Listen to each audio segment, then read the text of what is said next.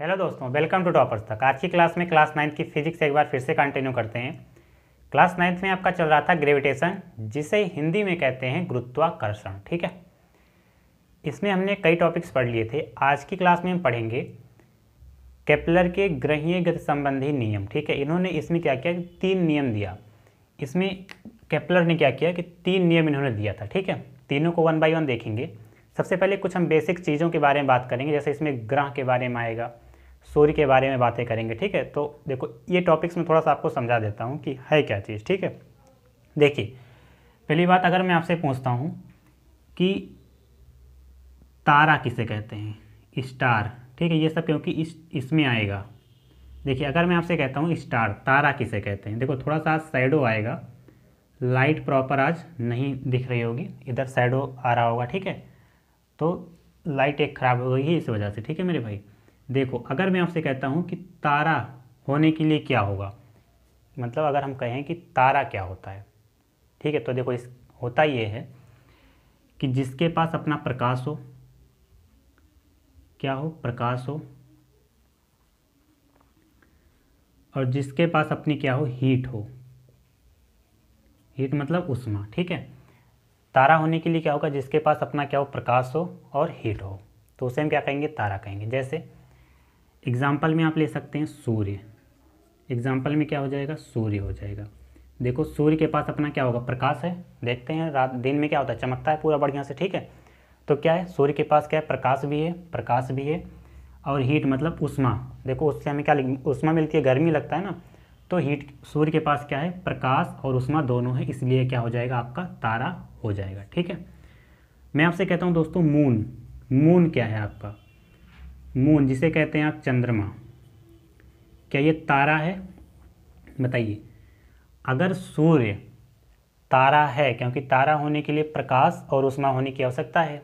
ठीक है, तो सूर्य क्या होता है, इन दोनों कंडीशंस को फॉलो करता है।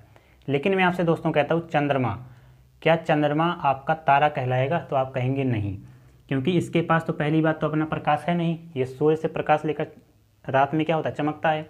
दूसरी बात, इसके पास उष्मा नहीं है, हीट नहीं है, तो इसलिए क्या हो जाएगा, मून आपका चंद्रमा तारा नहीं कहलाएगा। ठीक है, अब देखिए मैं आपसे कहता हूँ ग्रह, जो आपका क्या हो जाएगा, ग्रह।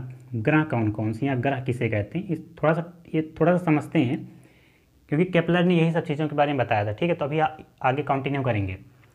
ग्रह जैसे आपका सूर्य, बुध, शुक्र, पृथ्वी, मंगल, ये बुध, शुक्र, अपनी पृथ्वी जहाँ पर आप हैं, मंगल, बृहस्पति, शनि, अरुण, वरुण। ठीक है, ये सब क्या हैं, ये सब क्या हैं, ग्रह हैं। ग्रह क्या करते हैं, जो सूर्य के चारों तरफ, सूर्य के चारों तरफ क्या लगाते हैं, चक्कर लगाते हैं, जिसमें हमारी पृथ्वी भी है। पृथ्वी किसकी चक्कर लगाती है, सूर्य का। ठीक है, तो ये हो जाएगा आपका तारा, जिसे कहेंगे आप सूर्य। सूर्य क्या एक तारा है। और ग्रह के अगर हम बारे में बात करेंगे तो ये आपका बुध, शुक्र, पृथ्वी, मंगल, बृहस्पति, शनि, अरुण, वरुण। ठीक है, तो ये आपका क्या हो जाएगा, ग्रह हो जाएगा। दो चीज़ें तो आपने समझा कि सूर्य क्या है, तारा है। ग्रह किसे कहते हैं, जो सूर्य का चक्कर लगाए। इतनी चीज़ें आपको समझनी है, इसके बाद हम अपना क्लास कंटिन्यू करते हैं। ठीक है, तो इसको आप नोट करना चाहें तो नोट कर सकते हैं, नहीं तो मैं इरेज कर देता हूँ। अब इसमें समझना है हमें कि केपलर के ग्रहीय गति संबंधी नियम क्या था, कि इन्होंने 3 नियम दिया था।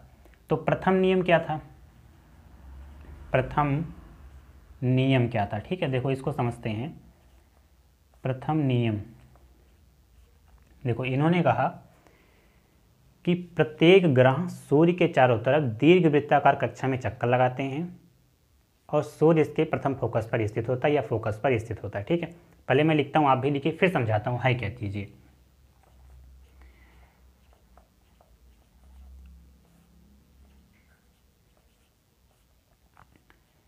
प्रत्येक ग्रह सूर्य के चारों तरफ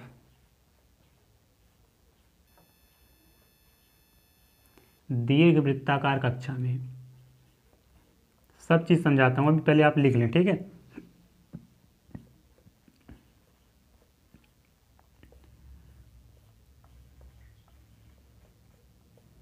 कक्षा में चक्कर लगाते हैं,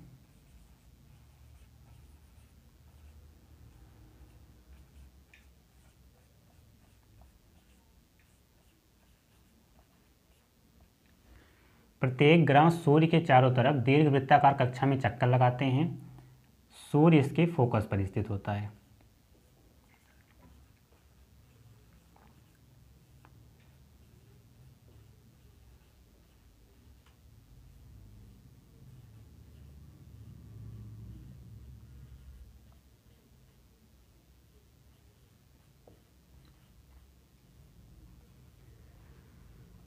देखिए ये बात है क्या मेरे भाई, देखो समझो।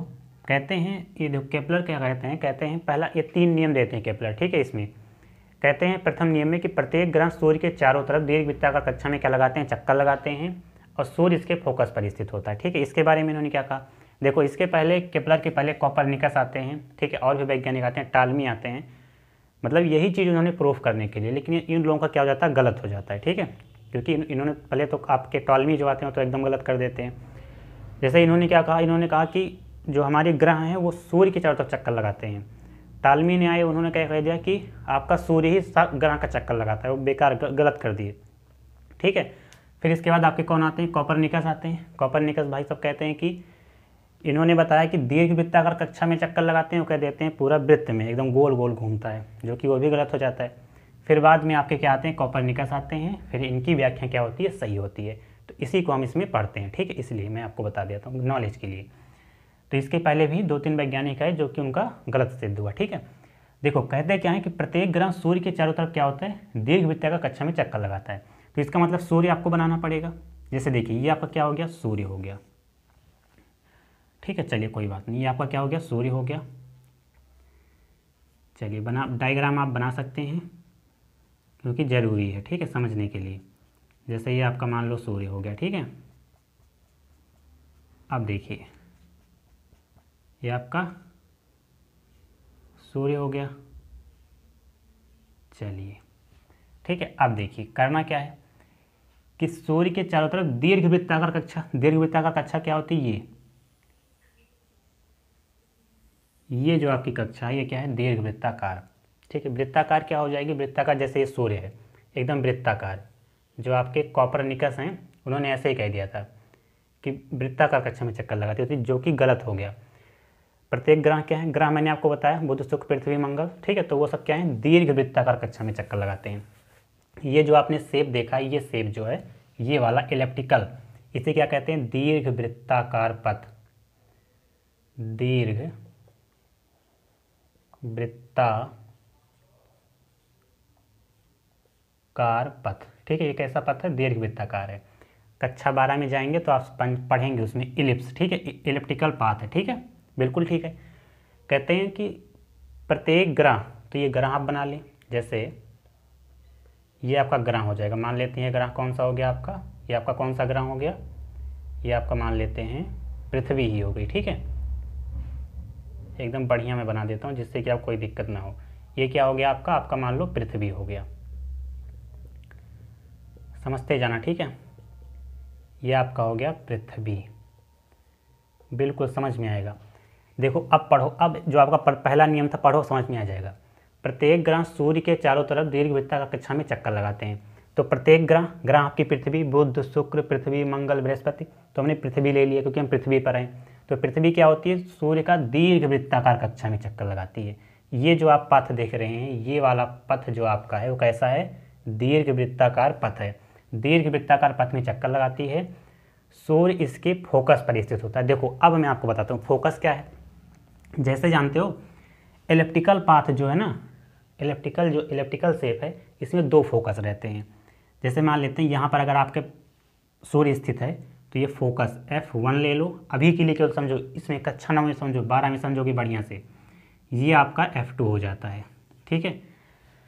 इन्होंने कहा कि प्रत्येक ग्रह सूर्य के चारों तरफ दीर्घ वृत्ताकार कक्षा में चक्कर लगाते हैं। देखो प्रत्येक ग्रह आपकी पृथ्वी है, सूर्य के, ये सूर्य है आपका, यहाँ पर लिख लो सन। देखो दीर्घ वृत्ताकार कक्षा में चक्कर लगाते हैं, और जो आपका सूर्य है, सूर्य क्या हो गया, फोकस पर स्थित हो गया। देखो F1 F2, इसमें 2 फोकस होते हैं, तो पहले फोकस पर आप स्थित करा दो, समझ पाए। चलिए एक बार हमारे साथ बोलिए आप कि पहला नियम क्या कहते हैं, केपलर अपने नियम में, पहले नियम में क्या कहते हैं कि प्रत्येक ग्रह में पृथ्वी ले लो, सूर्य के चारों तरफ दीर्घ वृत्ताकार पथ में, देखो दीर्घ वृत्ताकार पथ में चक्कर लगाते हैं और आपका जो सूर्य है वो फोकस पर स्थित होता है। पहले नियम में इन्होंने यही कहा, सिंपल सा लैंग्वेज है, ठीक है, बात को समझ पाए। इसलिए मैंने आपको ग्रह वगैरह के बारे में पहले बता दिया कि सन क्या है, तारा है। ग्रह आपका कौन सा हो जाएगा, वो दोस्तों को पृथ्वी मंगल यही सब आपके क्या हो जाएंगे, ग्रह हो जाएंगे, ठीक है। दीर्घवृत्ताकार पथ मैंने आपको बता दी, जो इलेप्टिकल इस तरह से, ये वाला पथ क्या होता है, वृत्ताकार, वृत्ताकार में नहीं दीर्घवृत्ताकार में, ठीक है।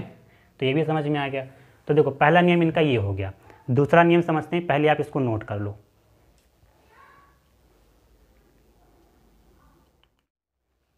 आइए दोस्तों द्वितीय नियम समझते हैं। दूसरा नियम क्या दिया, इसी में दूसरा नियम, ठीक है। देखो डायग्राम मैंने मिटा दिया क्योंकि दिक्कत हो जाता है, ठीक है। तो मैं तीरों लिख दूंगा, डायग्राम से समझा दूंगा, डायग्राम आप बना लेना, ठीक है। ये नियम पहले लिखता हूँ, ठीक है।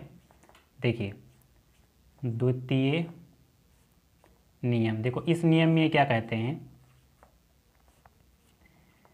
इस नियम में कहते हैं कि ग्रह को सूर्य से मिलाने वाली रेखा समान समय अंतराल में समान क्षेत्रफल तय करती है, अर्थात ग्रहों की जो क्षेत्रफलीय चाल है वो नियत रहती है, ठीक है। ग्रह का क्षेत्रफल चाल क्या होती है, वो नियत रहती है। देखिए अब करते क्या है, पहले मैं लिखता हूँ एक 1 बाय 1, आप भी लिखें साथ साथ, फिर मैं आपको डायग्राम से समझा दूंगा, ठीक है। डायग्राम से समझाऊंगा और ज़्यादा समझ में आ जाएगा। पहले लिखिए साथ साथ ग्रह को सूर्य से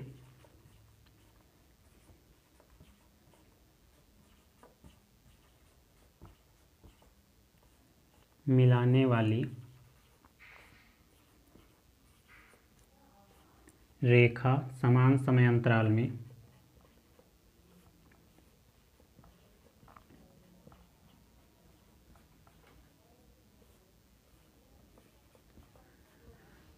ग्रह को सूर्य से मिलाने वाली रेखा समान समय अंतराल में समान क्षेत्रफल तय करती है, समान समय अंतराल में समान क्षेत्रफल तय करती है, समान क्षेत्रफल तय करती है, अर्थात ग्रहों की क्षेत्रीय चाल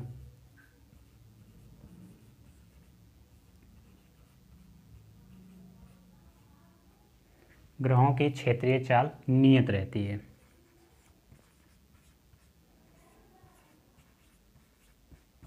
देखिए अब इसका मतलब समझते हैं।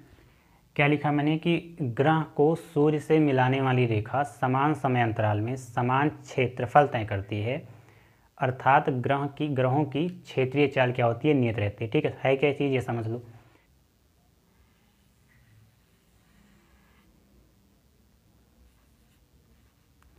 ये आपका क्या हो जाएगा, सन मान लेते हैं अभी, ठीक है। फिलहाल के लिए आपका क्या हो गया, सन हो गया, सूर्य हो गया। ये आपका हो जाएगा दीर्घवृत्ताकार पथ हो गया, ठीक है। चलिए मान, यार ये थोड़ा सा सही बने, ये चलिए अब थोड़ा सा सही हो गया ना। क्या हो गया, दीर्घवृत्ताकार पथ हो गया। मान लेते हैं आपकी जो पृथ्वी थी, जो आपका ग्रह था, वो एक समय यहाँ भी आ सकता है। पृथ्वी आपकी एक ग्रह जो है आपका यहाँ भी आ सकता है, और फिर यहाँ ऐसे घूमते घूमते घूमते जाएगा, फिर यहाँ भी पहुँच जाएगा, है कि नहीं, बिल्कुल पहुँचेगा, जाहिर सी बात है। देखिए पृथ्वी आपकी क्या करती है, सूर्य के चारों तरफ चक्कर लगाती है। तो मान लो आपकी पृथ्वी यहाँ पर थी पहले, फिर घूमते घूमते हुए यहाँ पहुँच गई, है कि नहीं, ऐसे घूमते जाएगी ऐसे। तो मान लेते हैं आपकी पृथ्वी क्या हो गई, यहाँ पर पहुँच गई, फिलहाल के लिए पृथ्वी आपकी कहाँ पहुँच गई, यहाँ पर पहुँच गई। फिर घूमते जाएगी, फिर मान लो एक समय यहाँ पहुँच जाएगी। बस यही चीज़ आपको समझना है, ठीक है। ये आपकी पृथ्वी हो गई। पहले आपका थोड़ा सा डायग्राम सही नहीं बना था। अब देखिए कहता क्या है कि ग्रह को सूर्य से मिलाने वाली रेखा समान समय अंतराल में समान क्षेत्रफल तय करती है।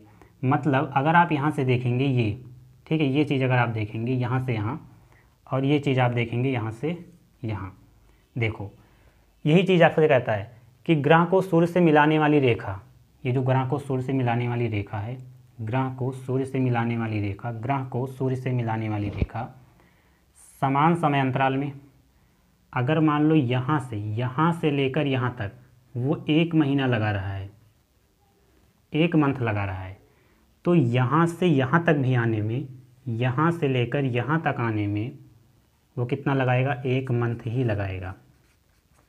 समझते जाना। ग्रह को सूर्य से मिलाने वाली रेखा समान समय अंतराल में, अगर वो पृथ्वी यहाँ से यहाँ तक गई है तो 1 महीना ही तय करेगी। अगर ये पृथ्वी यहाँ से यहाँ तक आई है तो क्या हो जाएगा, 1 महीना ही तय करेगी। समान समय अंतराल में समान क्षेत्रफल, और जो इनका क्षेत्रफल होगा मेरे भाई, जो इनका क्षेत्रफल होगा वो दोनों क्या हो जाएगा, बराबर होगा। लेकिन आपको दिख रहा होगा, देखो जैसे लग रहा है कि ये वाला थोड़ा सा ज़्यादा है, देखो ये इतना दूरी मतलब क्षेत्रफल देखो इतना जैसे लग रहा जगह है, और यहाँ पर इतना ही जगह है, लेकिन ऐसा नहीं है। कहते हैं कि समान समय अंतर में अगर यहाँ से लेकर यहाँ तक वो 1 महीना लगा रही, इतना क्षेत्रफल तय करने में अगर वो इतना महीना लगा रही है, 1 महीना, तो इतना क्षेत्रफल तय करने में भी वो 1 महीना ही लगाएगी। और दोनों का जो क्षेत्रफल है मान लेते हैं A1 से, इसको मान लेते हैं A2, ठीक है। क्षेत्रफल को ऐसे दर्शाते हैं ना, जो आपका क्षेत्रफल रहेगा वो दोनों क्या हो जाएगा, बराबर होगा। यही आपका कहते हैं द्वितीय नियम में। फिर से समझ लो, कहते हैं कि ग्रह को सूर्य से मिलाने वाली रेखा, ग्रह को सूर्य से मिलाने वाली रेखा, ग्रह को सूर्य से मिलाने वाली रेखा समान समय अंतराल में, पृथ्वी यहाँ थी फिर यहाँ पहुँच गई, 1 महीने लगा मान लो, तो यहाँ से लेकर यहाँ तक पहुँचने में भी 1 महीने लगेगा। क्षेत्रफल तय करती है समान समय अंतराल में, समान क्षेत्रफल तय करती है। क्षेत्रफल का मतलब देखो, जितना यहाँ से यहाँ तक जितना क्षेत्रफल, इतना ये क्षेत्रफल आपका दिख रहा है, तो जितना ये क्षेत्रफल होगा दूसरे तरफ भी उतना ही क्षेत्रफल होगा। तो A1 बराबर A2, मतलब समय भी उतना ही लगाएगी और क्षेत्रफल भी उतना ही तय करेगी, ठीक है। अर्थात ग्रहों की क्षेत्रीय चाल क्या होगी, नियत रहेगी। क्षेत्र की जो चाल है, ये क्षेत्र की चाल है जो, वो नियत ही रहेगी, ठीक है। बात समझ पाए मेरे भाई। तो आशा करता हूँ आपको द्वितीय नियम समझ में आया होगा।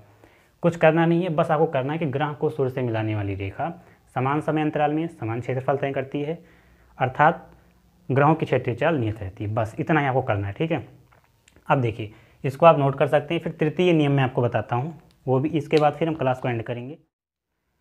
आइए दोस्तों, तृतीय नियम इन्होंने क्या कहा, तृतीय नियम में कहा किसी ग्रह के परिक्रमण काल का वर्ग, ठीक है। किसी ग्रह के परिक्रमण काल को हम T से दर्शाते हैं, T का स्क्वायर। किसी ग्रह के परिक्रमण काल का वर्ग, समझाता हूँ, पहले लिख लो।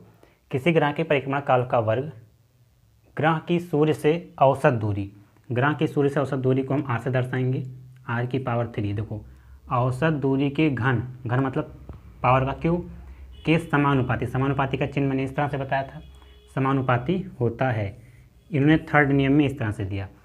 इसको आप थोड़ा सा और ऐसे लिख सकते हैं कि टी स्क्वायर बराबर, समानुपाती चिन्ह हटाएंगे तो एक कांस्टेंट आता है, के आप लगा सकते हैं, कोई दिक्कत नहीं है, ठीक है। के लगाएं या आप नियतांक ही लिखें, के की जगह क्या लिखें, नियतांक। आपको चीज़ें ही समझनी है, लेकिन मैं इसको बता देता हूँ। नियतांक लिख सकते हैं, नियतांक गुणे में R की पावर 3 है, तो आप ऐसे भी लिख सकते हैं, R की पावर 3 है, ठीक है। ये इस तरह से। अब देखिए, यहाँ पर आपका T क्या है, T आप लिख सकते हैं, T आप कहेंगे ग्रह की समय अवधि, ग्रह की समय अवधि। अभी समझाता हूँ और बढ़िया से, ठीक है। ग्रह की समय अवधि एकदम बढ़िया समझना, कोई दिक्कत ना हो, इसलिए मैंने आपको स्टार्टिंग में ही सब चीज़ें क्लियर कर दिया। R क्या होती, R आपका होता है ग्रह, सूर्य से ग्रह की औसत दूरी। अगर आपको दिख रहा हो, सूर्य से ग्रह की औसत दूरी, औसत, एक बार मैं देख लेता हूँ आपको दिख रहा है या नहीं, ठीक है, दिख रहा है। देखो, इन्होंने कहा कि देखिए क्या कहा कि किसी ग्रह के परिक्रमा काल का वर्ग। जैसे देखो, मैंने आपसे कहा था ये आपका क्या है, ये आपका सूर्य होता है कि नहीं, बिल्कुल है। सन ये है आपका, और ये आपका दीर्घवृत्ताकार कक्षा में क्या लगाता है, चक्कर लगाता है, ये आपका क्या हो जाता है, पृथ्वी हो जाती है कि नहीं। कहते हैं किसी ग्रह के परिक्रमण काल का वर्ग, परिक्रमण काल का वर्ग का मतलब कि आपका जो पृथ्वी है वो सूर्य का जो चक्कर लगाती है कितने समय में, 365 दिन में, है कि नहीं। अब जो भी हो, मतलब अब आपकी पृथ्वी यहाँ पर है, लेकिन उन्होंने ग्रह के बारे में बताया, मतलब बुध, शुक्र, पृथ्वी, मंगल, बृहस्पति, सब चीज़ों के बारे में, ठीक है। तो यहाँ पर हमने पृथ्वी लिया, तो पृथ्वी के बारे में डिस्कस कर लेते हैं, कोई दिक्कत नहीं। किसी ग्रह के परिक्रमण काल का वर्ग, कोई भी ग्रह हो, जितने समय में सूर्य का क्या लगाएगा, चक्कर लगाएगा, उसका स्क्वायर, और जो सन से मतलब सूर्य से ग्रह की जो दूरी होगी उसके क्यूब के समानुपाती होता है। बात को समझ पाए कि कोई भी ग्रह हो, जितने समय में सूर्य का चक्कर लगाएगा उसका स्क्वायर, और जितना सूर्य से लेकर ग्रहों की जितनी दूरी होगी उसके क्यूब के नियतांक के क्या होगा, बराबर होगा। बस ठीक है, इतनी चीज़ें इन्होंने तृतीय नियम में कहा था, इसको भी आप नोट कर सकते हैं।